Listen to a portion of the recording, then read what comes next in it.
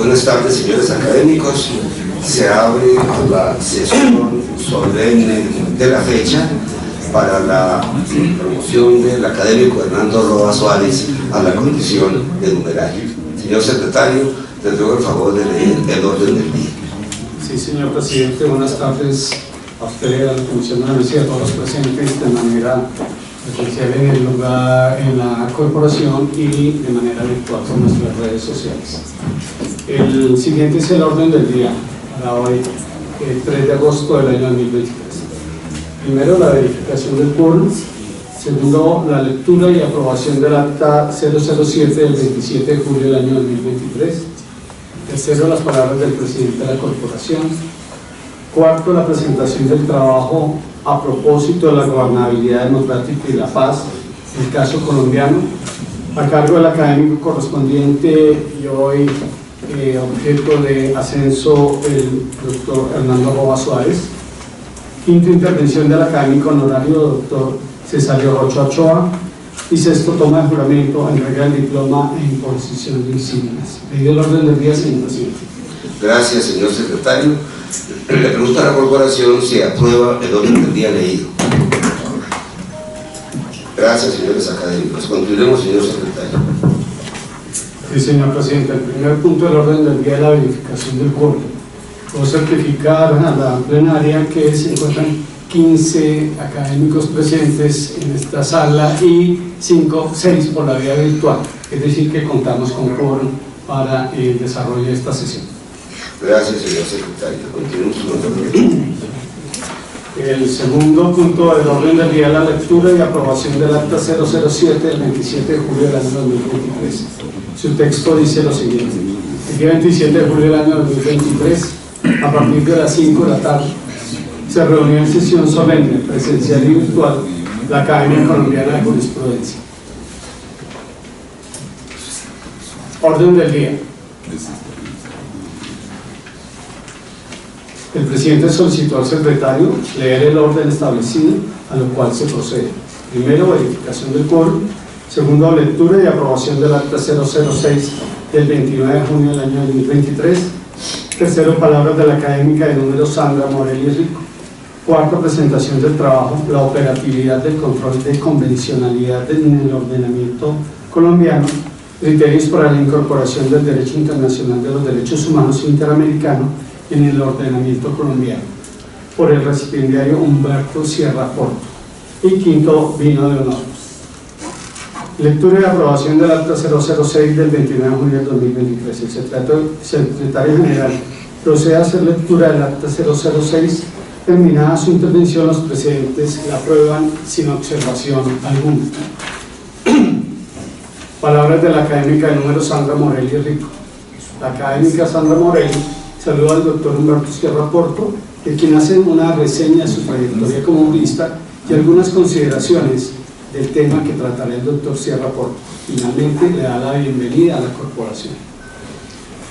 Presentación del trabajo, la operatividad del control de convencionalidad en el ordenamiento colombiano, criterios de incorporación del derecho internacional de los derechos humanos interamericano en el ordenamiento colombiano, por el recipiendario Humberto Sierra Porto.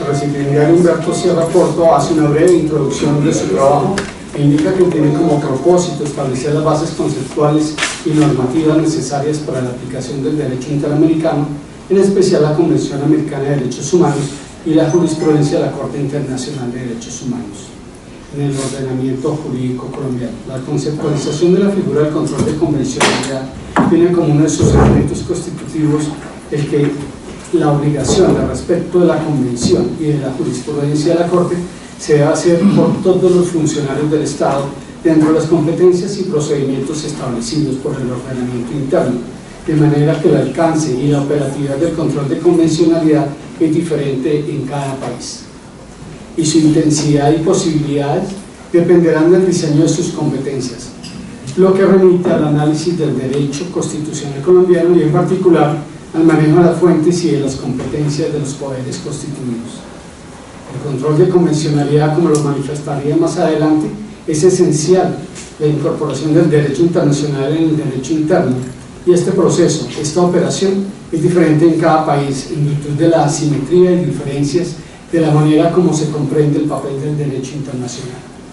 Para saber en concreto cómo se hace el control de convencionalidad en cada país, en este caso en Colombia, se requerirá utilizar las categorías convencionales, esto es, los elementos integrantes del concepto de control de convencionalidad construidas por la jurisprudencia de la Corte Internacional de Derechos Humanos, pero simultáneamente y con particular esmero las peculiaridades constitucionales.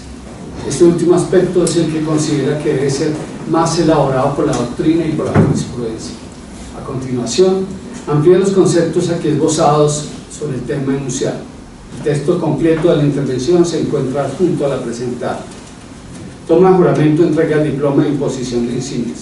El presidente saluda y felicita al doctor Humberto Sierra Porto por su trayectoria personal, profesional y académica y procede a tomarle el juramento de rigor como nuevo miembro correspondiente de la corporación. El presidente invita a su esposa, la doctora Miquelina Oliveri, para que le haga entrega del diploma. De igual forma le pide a su hermano, el doctor Hernando Sierra, que le haga entrega del escudo correspondiente. Para finalizar, invita a las sobrinas, Sara Sofía Porochet Sierra, para que haga entrega de la medalla. Así se cumple. Agotado el orden del día y siendo las 8 p.m., el presidente levanta la sesión. Firmado el presidente Augusto Trujillo Muñoz y el secretario José Celestino Hernández Rueda. Leído el acta correspondiente, señor presidente, teniendo para aprobación. Gracias, señor secretario. Le pregunto a la corporación si aprueba el acta leída. Gracias, señores académicos. Continuemos, señor secretario. Señor presidente, el siguiente punto del orden del día corresponde a sus palabras como presidente de la corporación. Bueno, señores académicos, yo me voy a limitar a un par de comentarios que voy a hacer con la venia del académico Hernando Roa, y digo eso porque podría ser un poco por fuera del protocolo respectivo de la sección solemne que girará en torno al académico mencionado. Quiero primero saludar al académico Ricardo Bello Galvis y agradecerle a nombre de la comisión de la mesa la representación brillantísima, por cierto, que hizo de la corporación y del país en el reciente congreso de la World Juris Association que se cumplió en Nueva York en los días pasados. En fin, el representante de esta academia y de Colombia fue el académico Abello Galvis, a quien quiero saludar de manera pública y para que además quede en el acta el reconocimiento de la comisión de la mesa y de la corporación toda por su trabajo, por su representación intelectual, conceptual, en fin, que fue, por cierto, qué sé yo, brillantemente saludada por los miembros de las demás academias de América Ibérica que estuvieron presentes en el evento mencionado. Muchas gracias, académico Abello. Además, felicitar a los académicos Juan Antonio Pavón del capítulo de Barranquilla, que resultó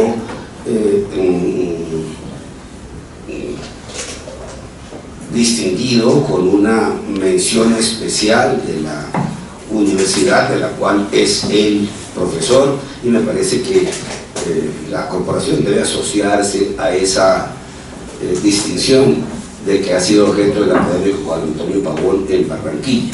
También felicito al académico José Fernando Mestre, que ha sido designado con juez de la Sala de Casación Penal de la Corte Suprema de Justicia, y al académico Guillermo Sánchez Luque por el libro que acaba de publicar. El día de ayer estuvimos en el lanzamiento del libro con los académicos Valdés, Oruela y Molina, tal vez, y por lo tanto pues nos consta personalmente la importancia del texto y la hermosa pieza jurídica que el académico Sánchez Luque pronunció. Finalmente quiero saludar al académico honorario Cesario Rocha, al académico magistrado y almirante Severino Padilla, y a los académicos Olimpo Morales Benítez, Benjamín Ardila y Armando Borrero, que nos acompañan en el día de hoy. Dejé para el final, porque me parece que merece un saludo muy especial a el doctor Salvador Vives López, aquí presente, él es el presidente de Tirant Lo Blanc. Con él saludo también a Tatiana Dangond, la directora de Tirant Lo Blanc para Colombia. La corporación tiene especial aprecio por esta empresa editorial tan directa, íntimamente vinculada al derecho, y especialmente por ellos dos, por su presidente, por el doctor Salvador Vives, quien además ha estado muy cerca a la corporación, quien ha estado muy cerca a Colombia, y quien es merecedor del afecto de esta corporación, de la admiración de esta corporación, de la complacencia de esta corporación a los cuales afecto, admiración y reconocimiento uno, los míos personales.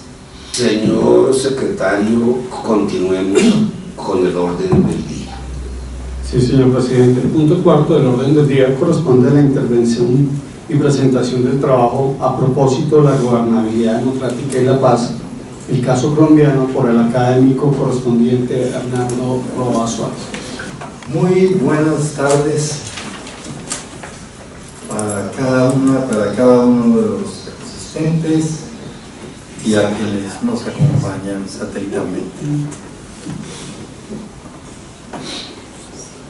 Doctor Augusto Trujillo Muñoz, presidente de la Academia Colombiana de Jurisprudencia. Señores vicepresidentes, Rafael Bravo Arteaga y Saúl Sotomonte. Señor secretario general, José Celestino Hernández Rueda. Señora tesorera de la Academia, doctora Lucy Cruz de Quiñones. Doctor Salvador Vives Antón, CEO de Tirant Lo Blanc. Doctora Tatiana Dangond Aguancha, directora de Tirant Lo Blanc en Colombia. Muy queridos académicos y compañeros de luchas de muchos años, Benjamín Ardila y Armando Borrero.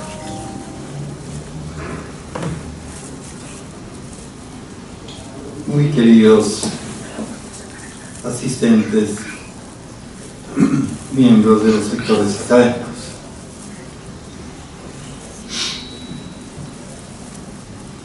Rosa Margarita, Hernando José, Margarita, Mario y Jerónimo, Santiago, Juli, Luciano y Emiliano.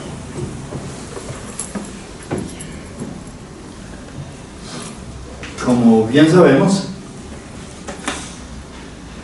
desde su fundación, esta academia lo fue para ocuparse de temas jurídicos y políticos, como consta en sus documentos históricos y en sus estatutos. Hoy me voy a ocupar de un tema político que espero sirva para ampliar y actualizar el debate en torno al problema de la gobernabilidad democrática y la paz.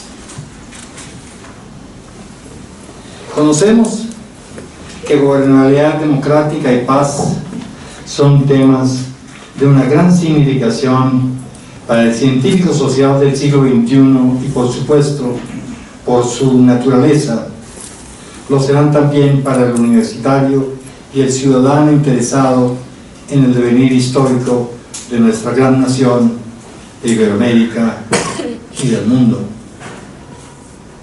Reflexionando en torno a la gobernabilidad democrática en cuanto a Iberoamérica se refiere, sabemos que es un término que hacia el siglo VI antes de nuestra era, en Grecia, estuvo íntimamente ligado a la visión que se tenía de la cibernética, como el arte de conducir atribuida a los pilotos de mar. Más ha sido hacia el decenio de los 70 del siglo XX, cuando científicos sociales reconocidos como Huntington, Dodge, Rapenuti, Crozier, Gros fueron perfilando sus nuevas elaboraciones para llamar la atención de la academia y de los hombres de gobierno en torno a los distintos tipos de gobernabilidades, porque no solo existe la gobernabilidad democrática, conocemos también que los tiranos han tenido gobernabilidad.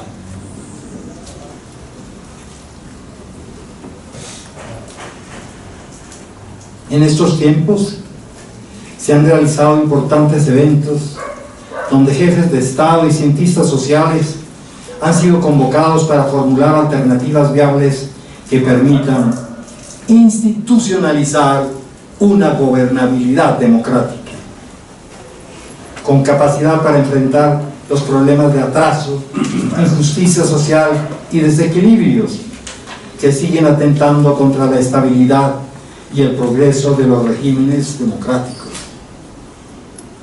Ahora tenemos publicaciones, tenemos investigaciones, especializaciones, maestrías, doctorados, postdoctorados, dedicados a profundizar el tema. También es relevante el número de eventos y publicaciones nacionales e internacionales que en nuestro tiempo se han organizado, y por supuesto es significante el interés que en Naciones Unidas y particularmente en el PNUD se le ha dado a la problemática. Preguntémonos ahora, ¿por qué es importante este tema en nuestros días? A ningún estudioso escapa que el tema es de vital importancia para los estadistas y los hombres de acción, por cuanto según sea la percepción que se tenga de la gobernabilidad democrática y de la paz, estaremos en presencia de proyectos políticos democráticos o represivos, dinámicos o estáticos, creativos o repetitivos. Para un demócrata, el pensamiento debe ser abierto, en plena construcción, en plena elaboración y en esa mediación entre la concreción y la capacidad de abstracción de la misma, debe ser ajustable mediante una adecuada conceptualización.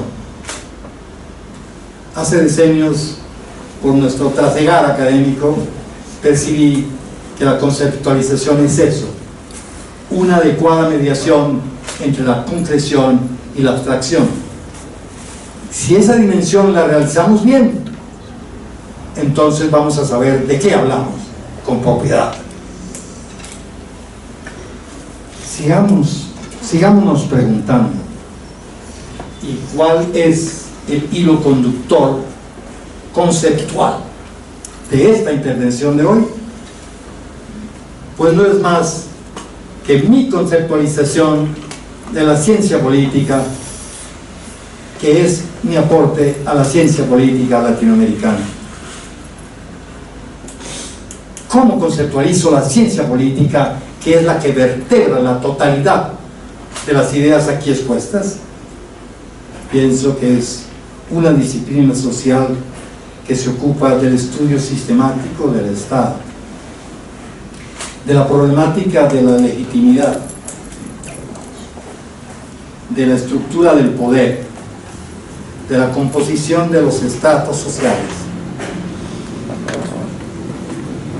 y de las clases, de la organización de los partidos y movimientos políticos, de los procesos electorales, del funcionamiento de los grupos de presión, de la problemática ambiental, del proceso de la toma de las decisiones, de la gobernabilidad y del liderazgo en espacios y tiempos determinados.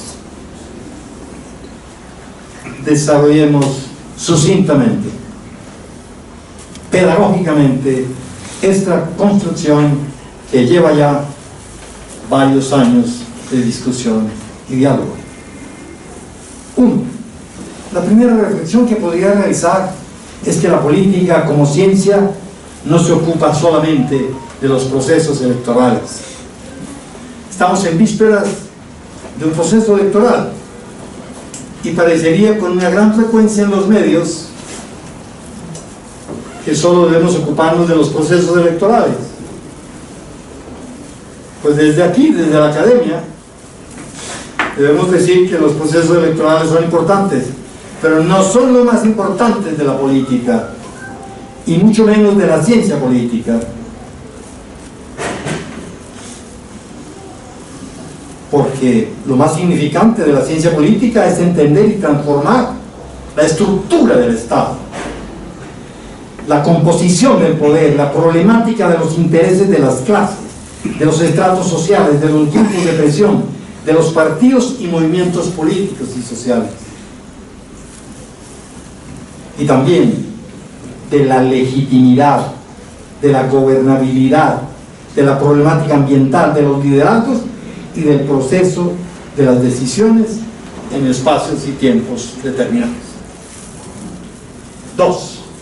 La política como arte de gobernar y como ciencia se complementan.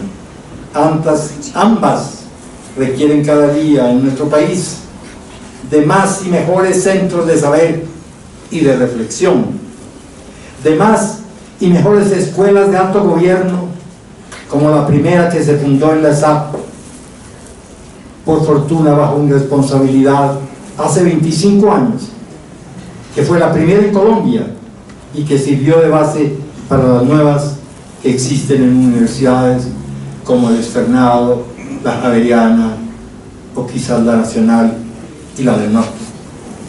Necesitamos también más y mejores políticas educativas, más y mejores actores, más y mejores líderes sociales y estadistas que parecía que se acabaron. Nuestra juventud en las universidades, en los pregrados, en los posgrados, no conocen que tuvimos estadistas famosos en América, como Alberto Lleras y Carlos Lleras, y famosos como algunos que tuvimos en el 19. En los recintos universitarios, con una gran frecuencia, se cree que todos los políticos son unos ladrones, doctor Roa. No nos venga a hablar de la política, no queremos hablar de política porque no queremos ser ladrones, no queremos ser ladronas.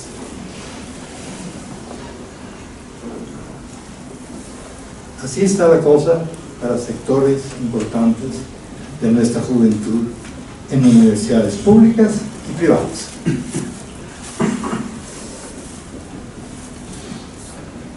Necesitamos, por tanto, más y mejores partidos políticos comprometidos con la mayoría de la población y no burdas empresas electorales.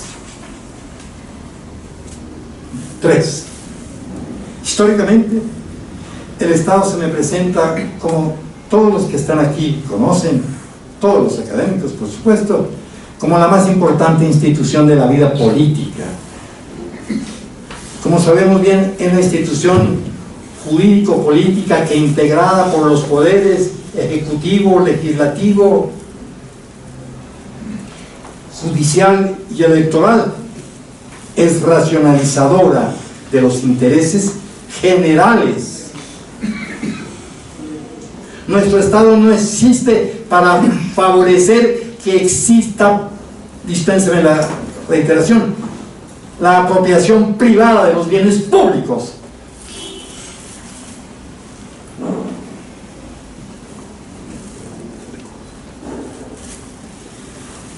Es por tanto nuestro Estado la institución de las instituciones, la organización de las organizaciones. Y no somos estatistas, solo demócratas, progresistas e integrales, con visión de futuro. Cuarto, en torno a los órganos de poder, observemos que es mediante ellos que se logra la elaboración de leyes, su ejecución y la organización del poder electoral. Mas también observemos que es a través de las políticas públicas como el Estado puede actuar para crear estructuras que garanticen la equidad ante el poder de las distintas clases, estratos y movimientos políticos y sociales. 5. Los temas de la gobernabilidad, la paz, la reforma del Estado, su modernización y democratización en Colombia implican fortalecer los procesos electorales para que la credibilidad y la legitimidad del sistema político puedan avanzar a través de elecciones transparentes y donde los partidos políticos puedan ser concebidos en su práctica histórica, reitero, no como lo hemos visto en los últimos decenios, sino como instituciones de la vida política organizados y estables, no solo lo que Duverger caracterizó hace decenios partidos electorales, pero no habló de mafias políticas y de mafias políticas electorales. Entonces necesitamos instituciones de la vida política organizadas y estables con ideología y programas para el ejercicio del poder en el Estado y en la sociedad.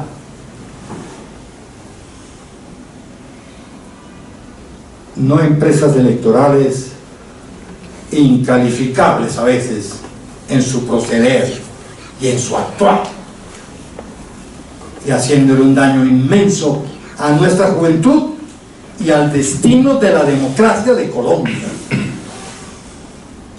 Pero también los grupos de interés o de presión pueden actuar de tal manera que a través de consulta, negociación, subordinación pueden ejercer influencia en distintos órganos, instituciones e instancias del Estado para impulsar sus diversos proyectos e intereses.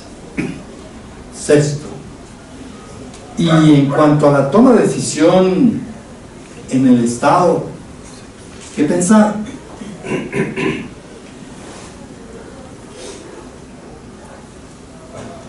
Que es en el interior de las instituciones donde se plasman y ejecutan significantes procesos dirigidos a definir las relaciones entre las diferentes organizaciones e intereses en pugna en una sociedad.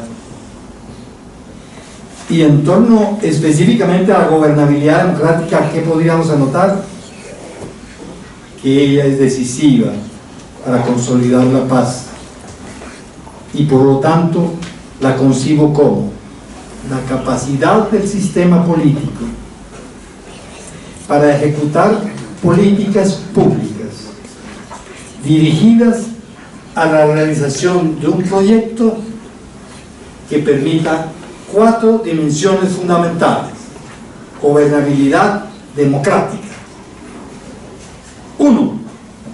La satisfacción de los derechos fundamentales de la mayoría de la población, como está plasmado en nuestra Constitución del 91. 2. Que se asegure la estabilidad fundamental de la mayoría de la población y la estabilidad del orden político democrático. Saber gobernar implica eso, no dejar al desgaire la obligación que tiene el señor presidente de la República de ser garante de la seguridad y el orden público. Además, la gobernabilidad implica que se facilite la comunicación ética entre el gobernante y la comunidad. Y finalmente, que se permita una acción eficiente y eficaz. Y ustedes me entienden la importancia de estas dos palabras. Octavo, el qué pensar del Estado y los procesos comunicativos. Sabemos que de acuerdo a las orientaciones que guían el Estado, estaremos en presencia de sociedades en búsqueda de autonomía, libertad, cohesión, originalidad y creatividad, o sociedades dependientes, opresivas, desintegradas o repetitivas. Debo decir desde aquí, nuestra juventud universitaria consciente está ahita de presuntos profesores que presumen disque de maestros y son solo repetidores de nociones epistemológicas que ellos mismos no conocen.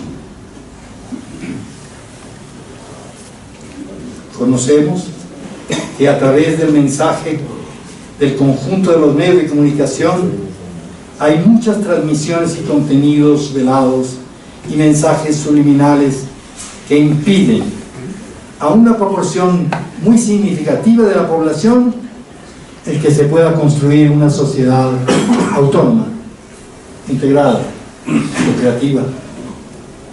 Pienso que todas las veces que los distintos modos y medios de comunicación sean usados para cosificar nuestras conciencias, se está atentando contra la consolidación de la democracia, la gobernabilidad democrática y la construcción de la paz. Un ejemplo reciente de esta situación se presentó hace casi un año, cuando más de 10 millones de colombianos votaron por un candidato técnicamente incapaz para el ejercicio del cargo de la presidencia de la República. ¿A dónde nos hubiera conducido esa decisión? ¿Por qué tal volumen de colombianos se manifestaron de esa manera en las urnas? ¿Cuál es el grado real de cultura política, de lo que llamamos en the North American science, the civic culture? Que no es la misma cultura cívica nuestra, es algo más que eso.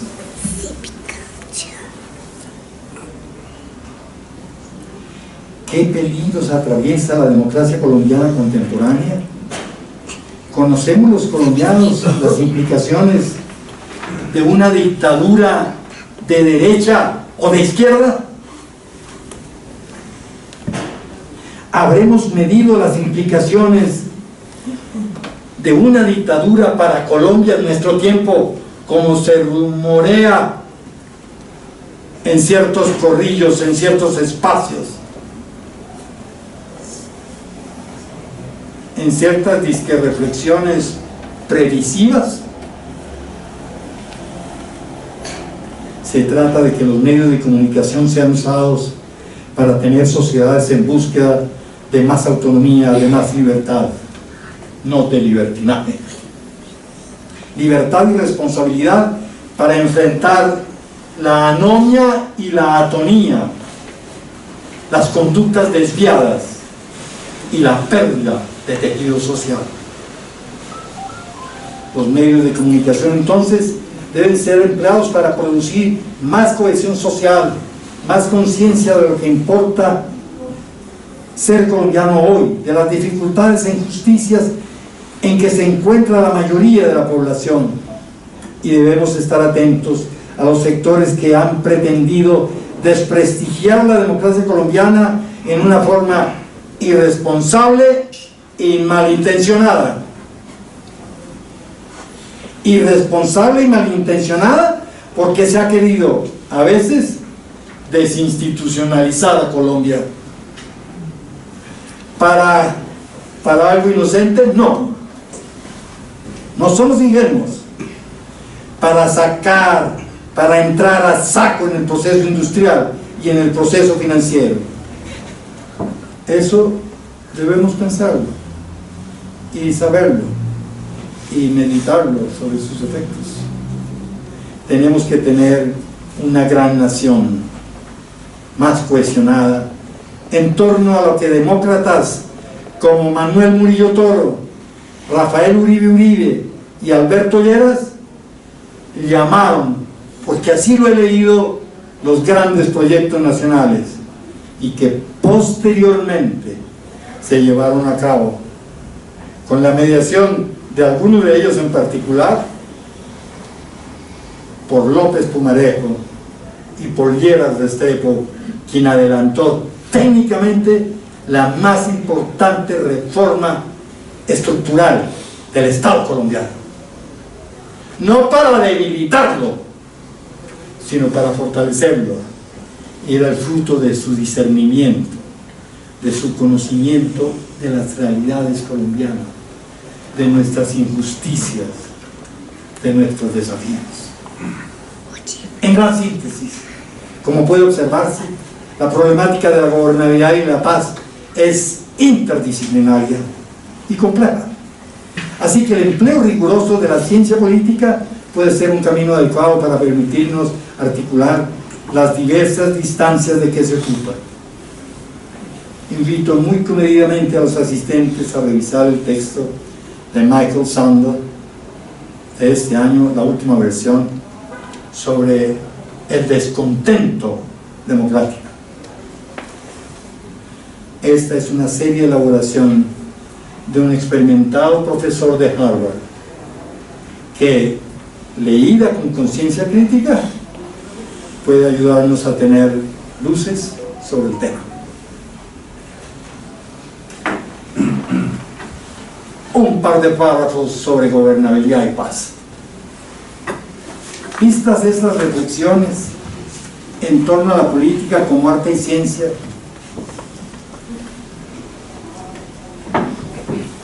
y pensando en una adecuada complementación a la presente elaboración, detengámonos a plantear algunas relaciones entre la gobernabilidad y la paz. Observemos con Luis Jorge Garay que, comillas, para Colombia sería muy grave que se entendiera que la guerra puede ser resuelta por un grupo reducido de personas concertando acuerdos parciales en la búsqueda por solucionar algunos de los frentes de la guerra.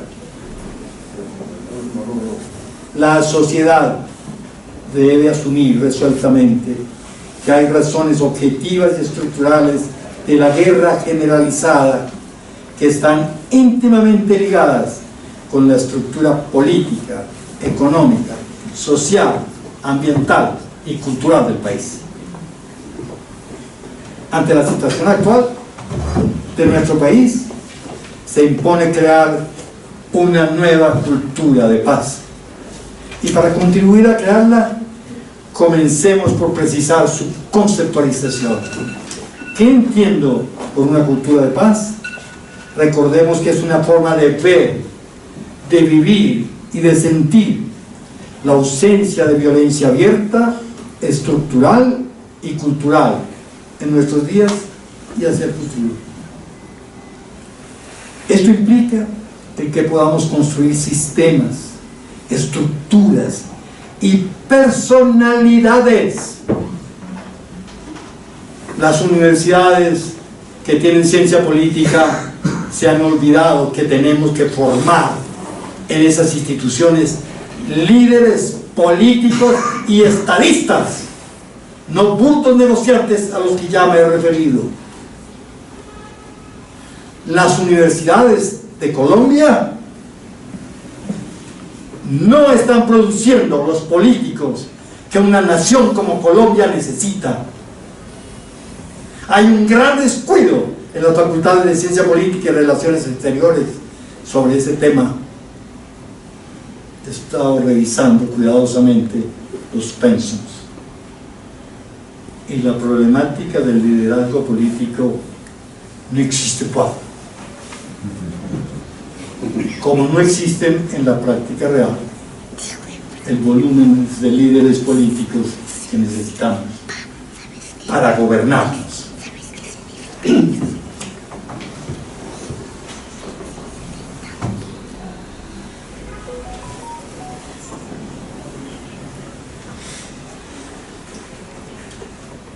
En gran síntesis, creo que si logramos afincar una nueva cultura de paz, podemos pensar en un futuro promisorio para todos. Unas cortas reflexiones complementarias y al final. Una, no debo terminar estas reflexiones sin recordar especialmente a los generales de nuestras fuerzas militares lo que tantas veces discutimos en el curso de altos estudios militares en la Escuela Superior de Guerra sobre la doctrina Lleras-Echandía. Y este Lleras es el presidente Alberto Lleras. Según ella, se sostiene, comillas, y esto lo he preparado para responder a esos rumores, y ustedes me entienden. Les está vedado por la misión que han recibido y la confianza que se ha depositado en ustedes el participar en las disensiones y controversias de la gente civil y hacerse parte de ellas, es decir, tomar partido en las luchas políticas. Ustedes tienen que ser en cualquier tiempo el símbolo de la unidad nacional, jamás el de su discordia. Alrededor de las fuerzas militares de la República tiene que estar el pueblo, potencialmente listo a la defensa de lo que les es común a todos nuestros compatriotas. Presidencia de la República, diciembre 5 de 1959. Segunda, algunos caminos que nos pueden servir para construir una nueva cultura de paz los podemos extraer del trabajo realizado con Johan Galtung, quien nos propone un decálogo. Séame permitido informarles que el decálogo galtuniano, mis reflexiones sobre la universidad y el proceso de paz y las propuestas específicas sobre su papel en ese proceso han quedado consignadas en el texto que será publicado en la revista, en nuestra revista. Con miras a elaborar caminos nuevos de dirección política,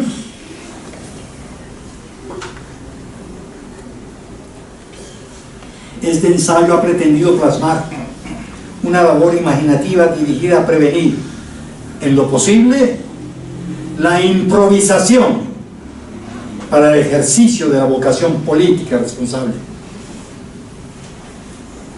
Inmensos costos históricos ha tenido que asumir nuestra nación por la designación de personas que no estaban adecuadamente preparadas para el ejercicio del poder. Y hablo especialmente del periodo entre 1970 y 2023, salvo excepciones, como por ejemplo la del presidente Bacco y el acto de firma del proceso de paz por el señor presidente Santos. 4. Quienes aspiramos a seguir construyendo democracia participativa, esperamos que las distintas instancias en que es posible modernizar nuestro Estado contribuyan eficiente y eficazmente a consolidar la gobernabilidad democrática y la paz en nuestra gran nación. en importante reunión celebrada ayer y auspiciada por FESCOL y La Paz Querida, se formularon serios planteamientos en torno a la conveniencia de repensar la presencia del Estado en el territorio con miras a fortalecer el proceso de paz y específicamente el tema de la seguridad en el territorio. Hay un experto como Armando Borrero que nos acompaña, fue testigo de lo que ocurrió allí y de la pluralidad de las gentes que asistieron a esta reunión de FESCOL, que para todos, debo decirles, es la más importante organización europea que ha ayudado históricamente a consolidar la democracia en Colombia. Sí, quisiera recordar ahora que ya en el decenio de los 90 Colombia había avanzado en el proceso de modernización del Estado. Y en tal sentido se sostenía que era necesario cristalizar 4 dimensiones sustantivas. Y existe legislación muy avanzada que fue copiada por el resto de los países de América Latina. ¿A qué dimensión me refiero? Descentralización, regionalización, planeación económica participativa y democratización. Habíamos avanzado en forma significativa, pero ese proceso fue irresponsablemente detenido por algunos gobiernos posteriores. 6. Continuemos. Ahora es conveniente que tengamos presente las orientaciones, principios, valores y procedimientos consignados en 2016, donde en el preámbulo, la introducción y los magníficos capítulos consignados en el, comillas, acuerdo final para la terminación del conflicto y la construcción de una paz estable y duradera. ¿Conocemos ese acuerdo? ¿Qué está plasmado ahí? Esta es una tarea para decenios, y hablo del 7º punto. No somos ingenuos aquí en la academia. Enfrentar la inequidad institucionalizada durante tanto tiempo requerirá también decenios si queremos construir una paz estable y duradera. Con los pies en la tierra, quisiera compartirles: grandes y difíciles días nos esperan si queremos construir la paz de verdad. No ha sido fácil, nunca ha sido fácil, pero vale la pena continuar pensando en los designios superiores de la paz. Bien sostuvo el maestro Bobbio, que ayudó muchísimo al replanteamiento de la democracia española. ¿Qué decía Bobbio sobre esto? El problema de la paz es un problema de fondo. La paz es el bien absoluto, condición necesaria para la realización de todos los demás valores. 8. Es cierto, me consta, lo he leído, lo he estudiado. La comunidad pensante y pacífica de actores a nivel mundial, como nunca antes, está pendiente de los resultados del proceso de paz en Colombia. Si él progresa y se cristaliza, seremos ejemplo universal para avanzar en un proceso de paz fundado en las víctimas.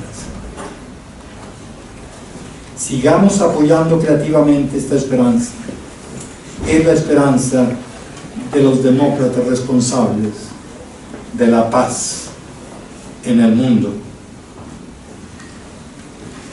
Y unos breves comentarios finales. Señor Presidente Augusto Trujillo, señores académicos honorarios Cesario Rocha Ochoa y Juan Rafael Bravo Arteaga, colegas académicos, siendo niño tuve noticia por primera vez de la existencia de esta benemérita institución, oyendo los diálogos fraternos sostenidos por mi padre Rafael Roa Rivera y su compañero de bachillerato, el expresidente de esta academia, Gonzalo Gaitán. Pasaron los años y para mí es inolvidable el día que entregué aquí a uno de nuestros miembros honorarios, Cesario Rocha, mi solicitud de ingreso, y encontré en la pared de entrada a la presidencia de nuestra institución el óleo leccionante del maestro Darío Echandía, que nos acompaña en su salón especial. Ahora, 70 años después de aquellos diálogos fraternos, tengo el honor de asumir como académico de número de la mano de dos personalidades comprometidas positivamente con la democracia de Colombia: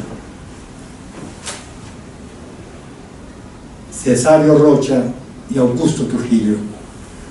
Ellos lo han hecho bien y nos han dado buen ejemplo, acompañados de la sombra tutelar del gran Nicolás Esguerra y los expresidentes de nuestra institución. A mis colegas académicos, mil gracias por su egregia compañía. Augusto Trujillo tiene razón. Desde el 1 de marzo de 2017, este recinto ha sido mi hogar intelectual y es grato honrarlo.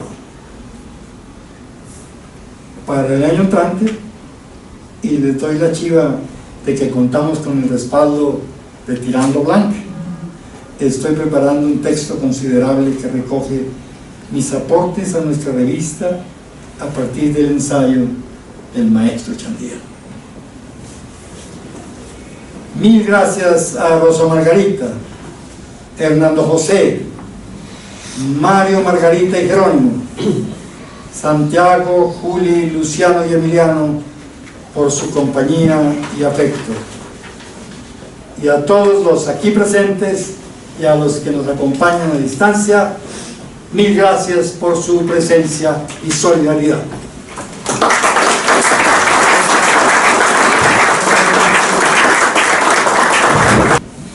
Tiene la palabra para responder su trabajo el académico honorario Cesario Rocha Ochoa. Señor presidente de la Academia Colombiana de Jurisprudencia, Augusto Trujillo Muñoz. Señores vicepresidentes Juan Rafael Bravo Arteaga y Saúl Sotomonte. Señor secretario José Celestino Hernández. Doctor Hernando Roa Suárez. Señora Rosa Margarita Vargas de Roa.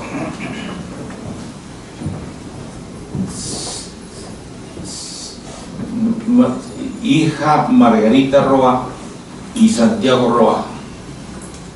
Nietos Jerónimo Escobar Roa y Luciano Roa. Señores académicos, señores invitados especiales,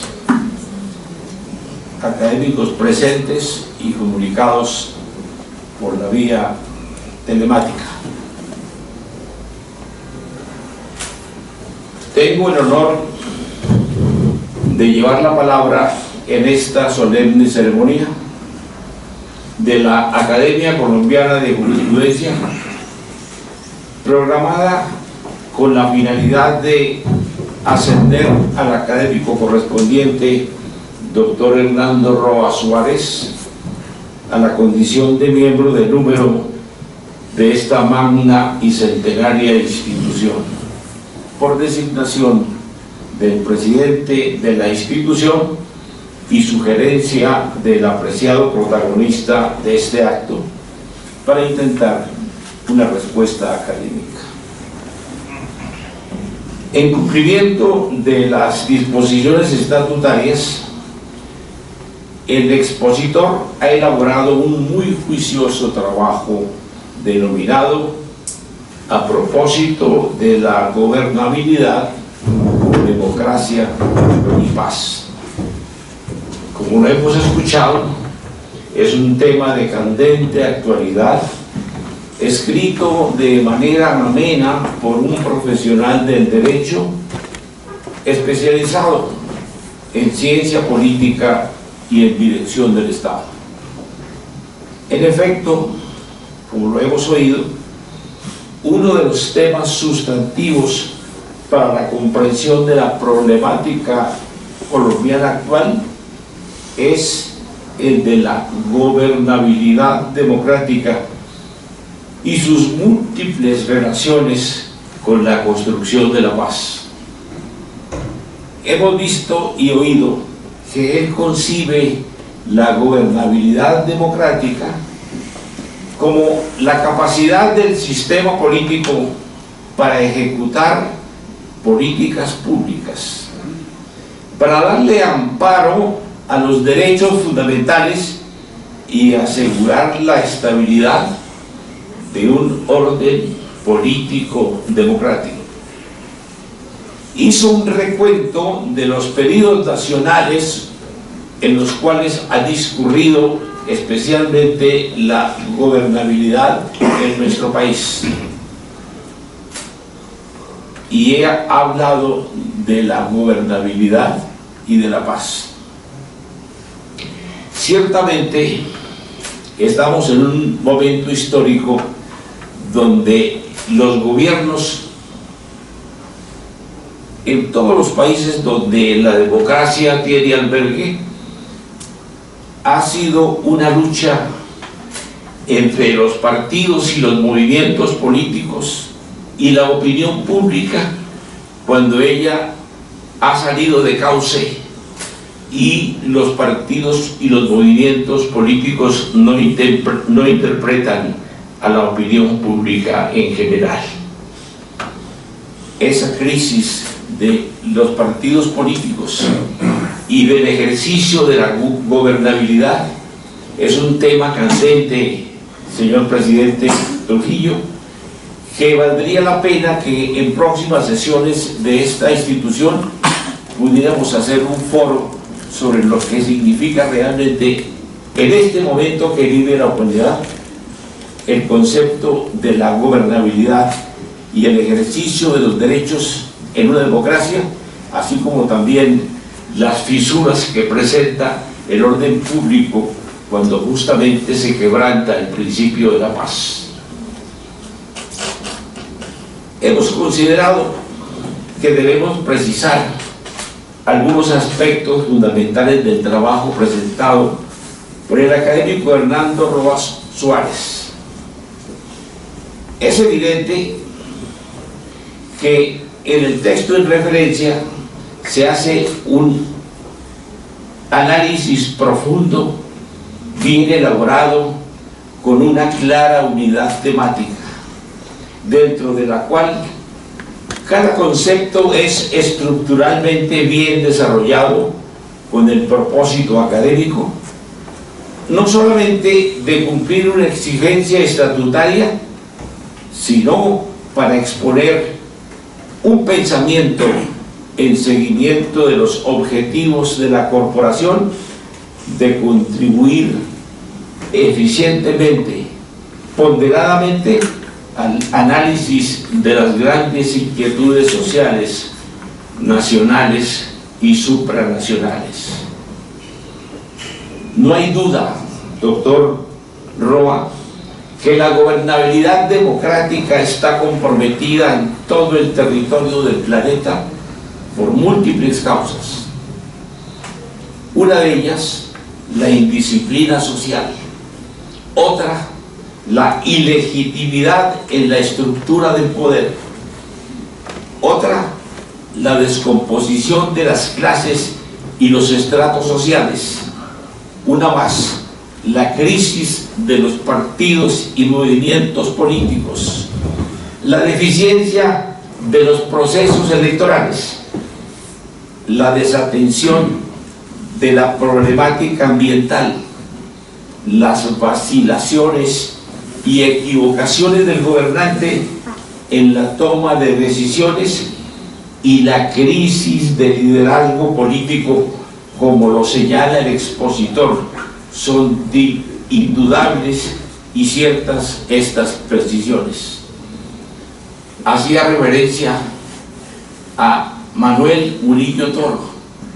Fíjense ustedes cómo en el siglo pasado, en el siglo antepasado, había unos personajes como lo fueron José Hilario López,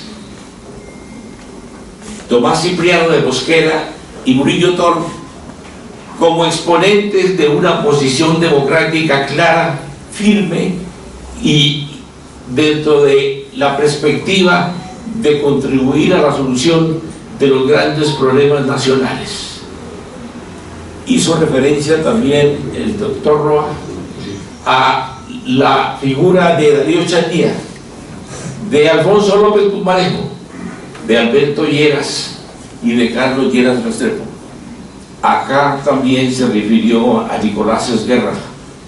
Y acá en esta sala y en las que tienen afuera también lugar dentro de nuestra sede, grandes figuras que han contribuido de una parte a el desarrollo jurídico de la institución del país, para que en los cauces democráticos no se desborden, y otros para que el talante político de un concepto ideológico o un sentido de la gobernabilidad tenga suficiente claridad y buena exposición. Aquí están las figuras de grandes representantes de posiciones políticas y de posiciones jurídicas.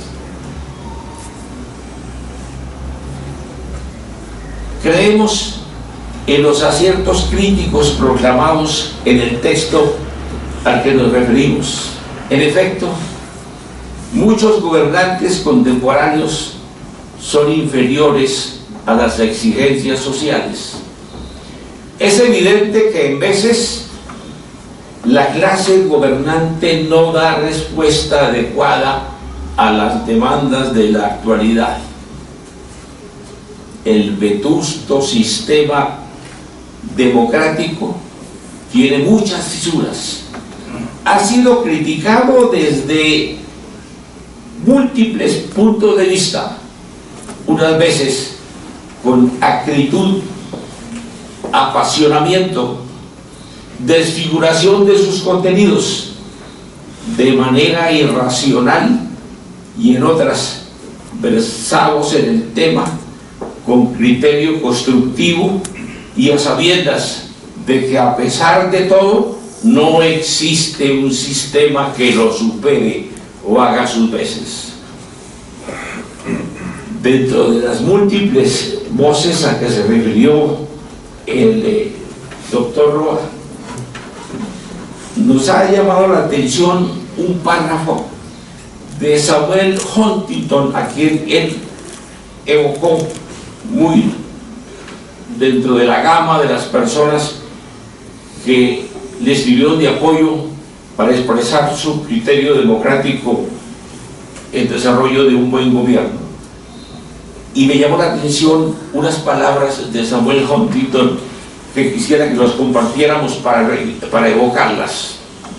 Dice así, en su libro El orden político en las sociedades en cambio, divulgado en Barcelona, editado en España en el año de 1996, cuando decía: para encarar con éxito la modernización, un sistema político tiene que estar, ante todo, en condiciones de innovar la política, es decir, de promover la reforma social y económica por medio de la acción estatal.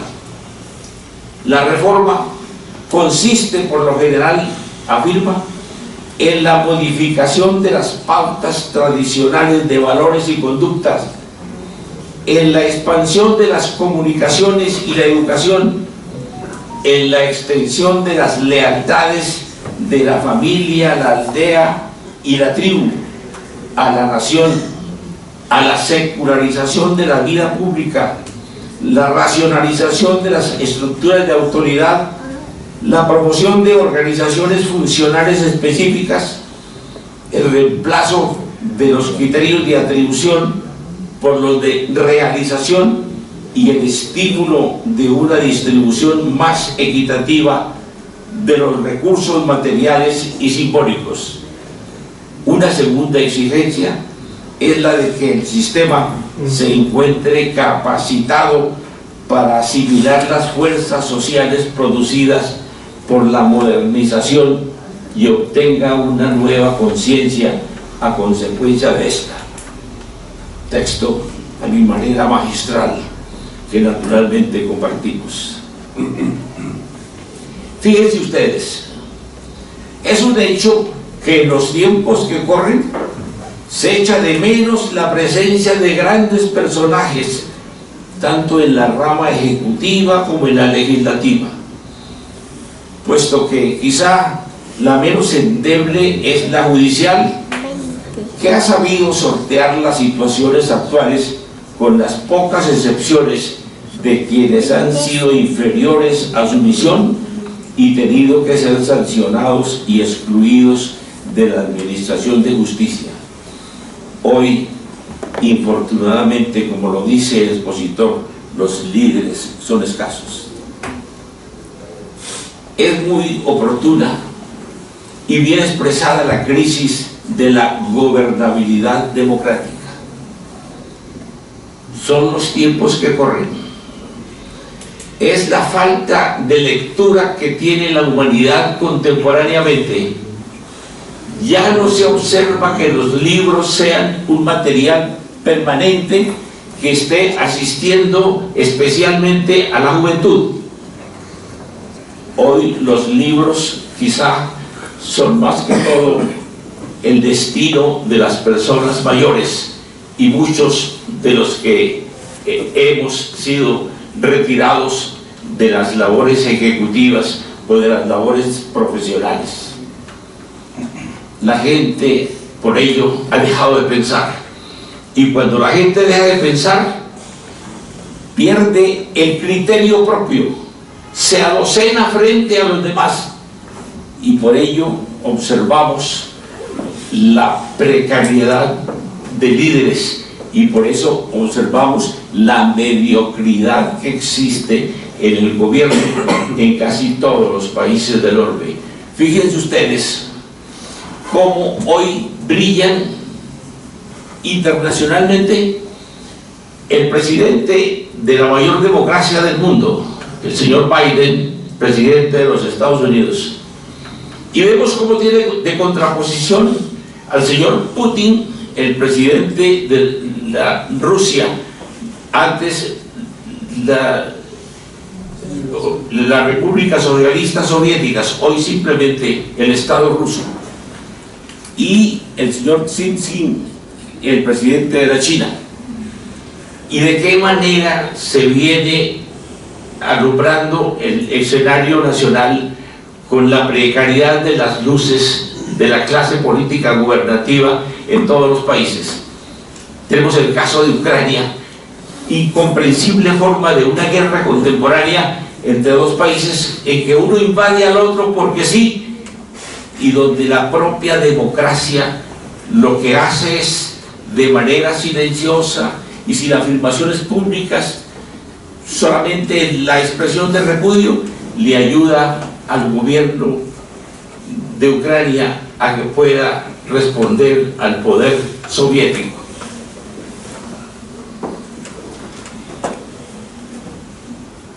Respecto del tema de la gobernabilidad y la paz, igualmente son oportunas sus reflexiones. Luego del proceso de paz con las FARC suscrita durante el gobierno de Juan Manuel Santos, la poca gestión en el gobierno de Iván Duque para implementarlo y la ausencia de actividad en la actual administración del Estado. ¿Cómo podemos lograr con los colombianos la paz? ¿Dónde está la forma de fomentar el diálogo? ¿Dónde están las clases políticas y las clases empresariales? ¿Y dónde está la voz nacional para buscar la solución a nuestra situación tan angustiante frente a los anhelos de paz que son generales? Es la ausencia de liderazgo a que se refiere el doctor Roa, es la mala gobernabilidad que existe actualmente, son los pocos mecanismos para hacer la paz, es la mediocridad social que infortunadamente apoya generalmente a los gobiernos. Es mucho lo que podríamos decir esta noche, presidente Trujillo, sobre este tema, y académicos todos, iluminados por el trabajo del doctor Roa, que tuvo la bondad de entregarme un texto de más de 24 páginas, que me lo leí acuciosamente y al cual simplemente me pareció que debería darle una respuesta de estas pocas hojas que he venido hilvanando y también por la expresión de mi pensamiento.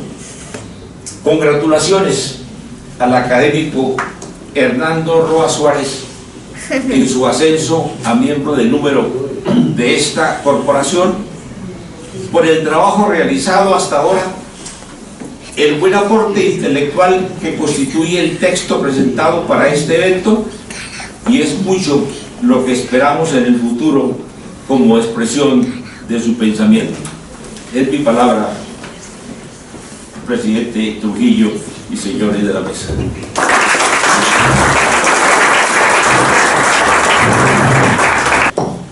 Muchas gracias, académico honorario Cesáreo Rocha Ochoa, por la respuesta que dio al trabajo del académico Roa. Continuemos con el orden del día, señor secretario. Sí, señor presidente. El sexto y último punto del orden del día corresponde a la toma de juramento, la entrega del diploma y la imposición de insignias. Gracias, señor. Académico Hernando Roa Suárez. ¿Jura usted por Dios y por la Academia Colombiana de Jurisprudencia cumplir fielmente los deberes y obligaciones que le impone su condición de miembro de número de la corporación? Sí, juro. Si así fuere, que Dios y la Academia se lo premien, y si no, que ellos y sobre todo su conciencia se lo demanden. Felicitaciones.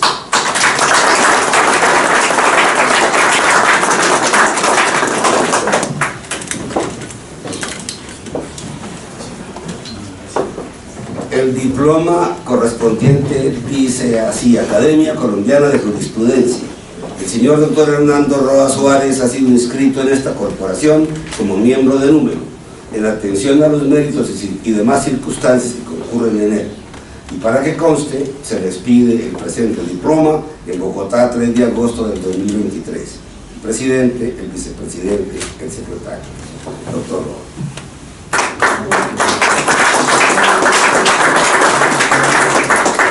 Le voy a pedir a Rosa Margarita Vargas de Roa, esposa del académico de número, Hernando Roa Suárez, que le imponga la insignia collar respectiva.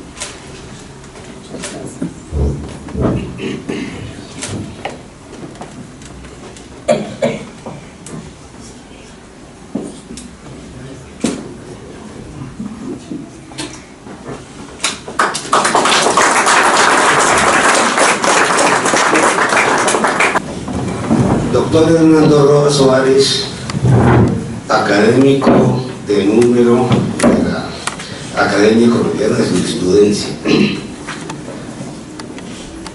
Ha presentado usted un importantísimo trabajo en el día de hoy, que ha sido respondido con la inteligencia del académico honorario Hernando Cesario Rocha Ochoa para hacer completo un evento institucional de la mayor importancia. Decía usted, doctor Roa, que la corporación nació por cuanto era preciso tratar, debatir, trabajar los temas jurídicos y políticos. Evidentemente, gobernabilidad democrática y paz es ambas cosas. Es un tema jurídico, es un tema político, pero además es un tema académico y pedagógico, y usted lo trató de esa manera, con valentía y con el talante polémico propio de los temas académicos. Esta, lo hemos repetido varias veces, es una corporación de carácter plural, en donde se piensa de distinta manera por parte de los distintos académicos, no hay para qué insistir en ello. Pero podríamos estar de acuerdo en muchas de las cosas que dijo el académico Roa, aunque estemos en desacuerdo probablemente con algunas otras. Esto no es una cosa matemática, pero no me complace decir que estamos seguramente bastante más de acuerdo con lo que dice el académico Roa que en desacuerdo. Porque evidentemente estos son temas políticos y jurídicos, y formuló usted y es una afirmación muy importante que creo que todos compartimos en esta corporación y más allá de ella. La política no son elecciones. La política es mucho más que las elecciones. Lo que ocurre es que las elecciones capturaron la política. Y en la medida en que las elecciones capturan la política deja de ser política, porque una política prisionera, pues no es política. La política tiene que estar abierta, libre, tiene que romper incluso paradigmas, afianzar otros paradigmas, por supuesto, pero la política no puede estar prisionera, y la capturaron las elecciones. Ha sido capturada, está prisionera de las elecciones, lo cual quiere decir algo también muy importante que mencionó el académico honorario Rocha Ochoa en sus palabras, las cuales, por cierto, hace suya la Academia Colombiana de Jurisprudencia en su integridad. El académico Rocha habló de la crisis de los partidos políticos. Esa es una cosa que viene adicionalmente a comprometerse para mal en la captura de la política, en la captura de las elecciones, en la captura de la política por las elecciones. La crisis de los partidos tiene que ver con un fenómeno muy especial, académico Roa y señores académicos todos, que fue incluso sugerido por el académico Rocha en la respuesta a su trabajo. La crisis de los partidos tiene que ver con el tránsito de la democracia de representación a la democracia de participación, a la democracia participativa. Si el ciudadano no necesita, no siente la necesidad de sentirse representado por alguien, porque puede participar directamente, pues es apenas natural que se resquebraje la idea de la democracia de representación. Y eso ha pasado en el mundo contemporáneo, en donde la democracia de participación está en el orden del día y ha desplazado a la otra, a la representativa. Eso le genera crisis a los partidos políticos y a todo aquello que sea representativo. Los congresos en cierta forma se exceptúan, académico Roa, porque los congresos son la expresión clara de una de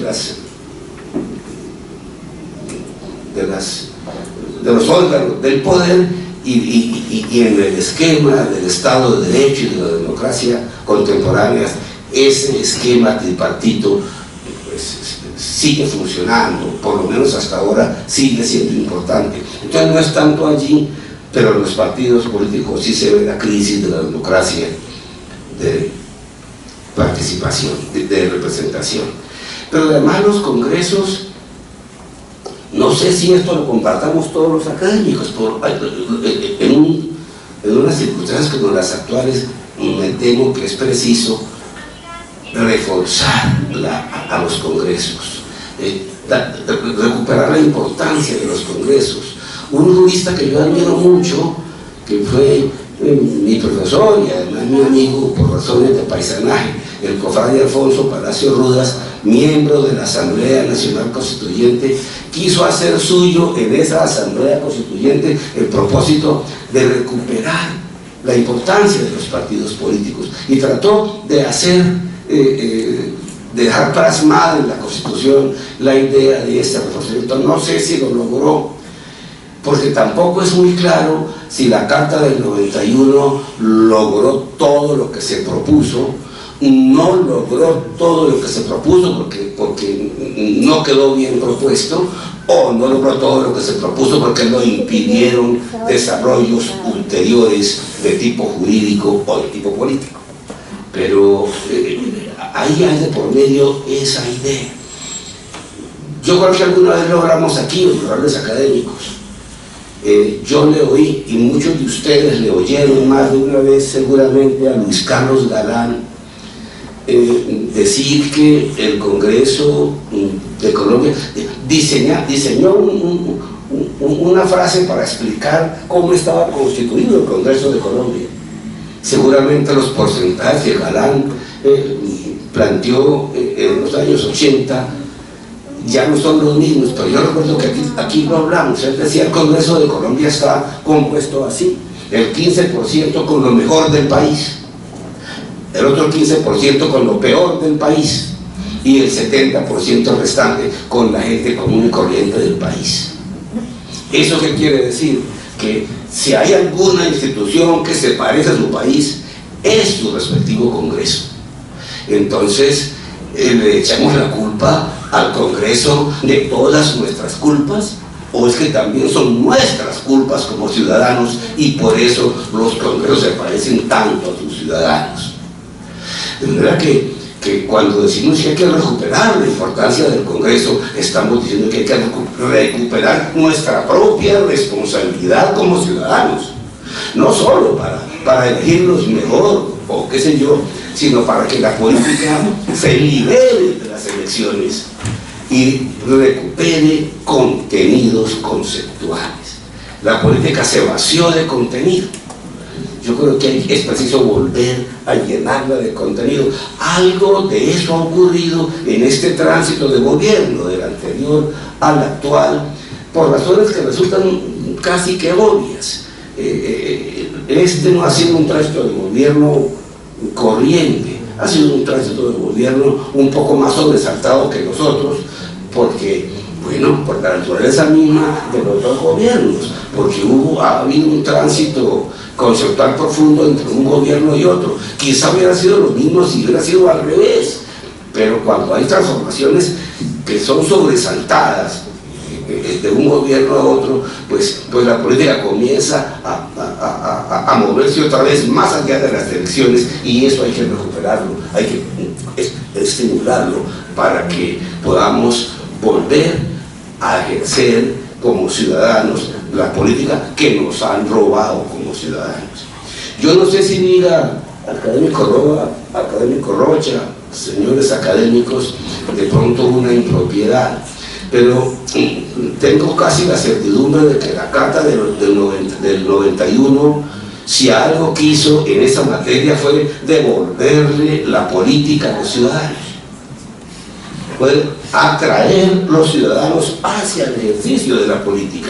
Vengan ciudadanos, hagan política, la política es de ustedes, y por eso los mecanismos de participación. Usted puede hacer política participando incluso de las siguientes maneras, y las mencionó. El 103 dice cuáles son los mecanismos de participación. ¿Para qué? Para hacer política, para formular un proyecto de acuerdo, para convocar y participar en un cabildo abierto. Esas son formas de la política con mayúsculas, que fue la política de la cual habló su señoría académico Roa. Pues si lo que la Constitución del 91 quiso fue acercar de nuevo la política a los ciudadanos y los ciudadanos a la política, los partidos políticos se encargaron de volverla a alejar.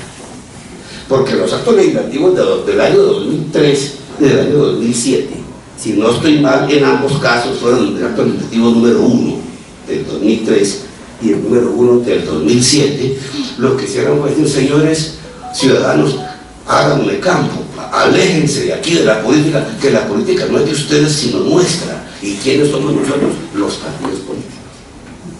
Antes del 2003, del 2007, por ejemplo, no se necesitaban avales para hacer política. Eso fue después. ¿Y por qué no necesitaban avales? Es que ni siquiera en el régimen viejo se necesitaban avales.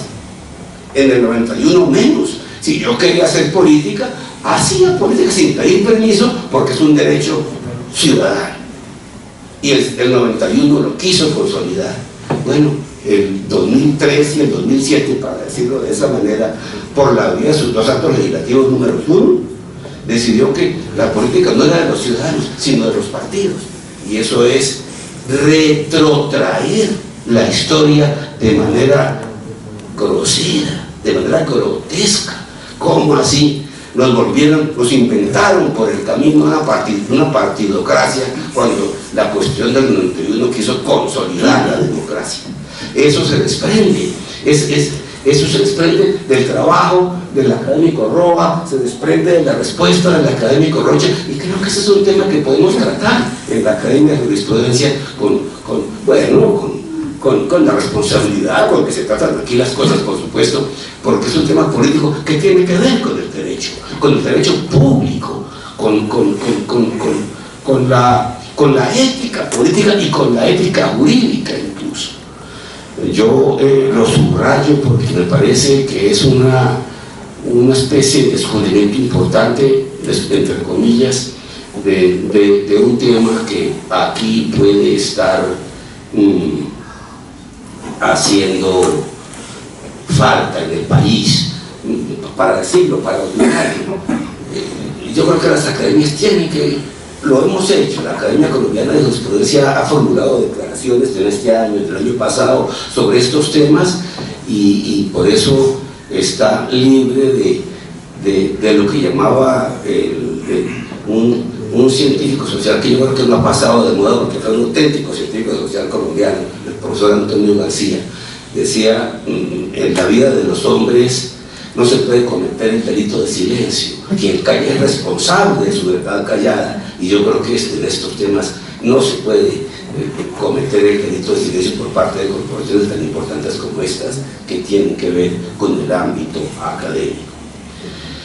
Finalmente quiero resaltar también y felicitarlo, porque me parece que un tema tan difícil, tan polémico como el tema de la paz, lo trató sin dejar atrás, por supuesto, sus propias convicciones, ni más faltaba que tuviera que dejarlas atrás, con la polémica propia que el tema de suyo tiene, pero con la prudencia propia de eso que yo le decía aquí a algún académico hace algunos días. Una de las ventajas que tienen los juristas miembros de esta corporación es que son jurisprudentes. Y usted lo trató con la prudencia. Es clave que ese tema, porque nos está consumiendo la subcultura de la intolerancia, para decirlo con prudencia. Nos está consumiendo la cultura de la intolerancia, y con esa cultura de la intolerancia, pues la cultura del conflicto, o la subcultura de la confrontación. Y pues eso es preciso superarlo, y se supera por la vía del diálogo, conversando. Pero dialogar es oír, no es el monólogo al cual nos acostumbran los dirigentes bueno, no del país, del mundo. No oye, les gusta oírse a sí mismos. Buena parte de estas guerras a las cuales se refería el académico Rocha en su brillante intervención se cuentan de que el uno no oye al otro. El otro tiene que oír al uno, o si no, no hay diálogo cuando es al revés. De manera que es preciso que recuperemos un poco estos elementos que pongo de presente lo que puso de presente el académico Roa en el trabajo que acaba de leer para la corporación. Y me llamó la atención finalmente una frase suya, académico Roa, cuando habló de la paz de verdad. Yo no sé qué quiere decir la paz de verdad, pero claro que uno siente que la paz de verdad es necesaria. Cuando digo que uno no sabe qué quiere decir el académico Roa la frase así, es porque me suena próxima a una que se utiliza mucho ahora, una frase que es la paz total. Yo oí hace poco al general, ¿cómo se llama este general que fue vicepresidente? El general Naranjo, cuando dijo en algún momento la paz total como formulación es una cosa que no puede rechazar uno. Claro que la paz total. Ahora, lo que pasa es que la paz total no es fácil. Y pensando pensamientos desde entonces y oyendo hoy al académico Roa, no sé si estoy descubriendo mal las cosas, pero me parece que cuando se habla de la paz total y piensa uno qué hay que hacer para conseguir la paz total, descubre primero que las cosas, o algunas de las cosas que se están haciendo en este país, en este momento y en este gobierno rumbo a la paz total, son jurídicamente improcedentes, jurídicamente impropias. Pero oyéndolos a usted, académico Roa y académico Rocha, descubro que eso que es jurídicamente impropio podría ser políticamente necesario.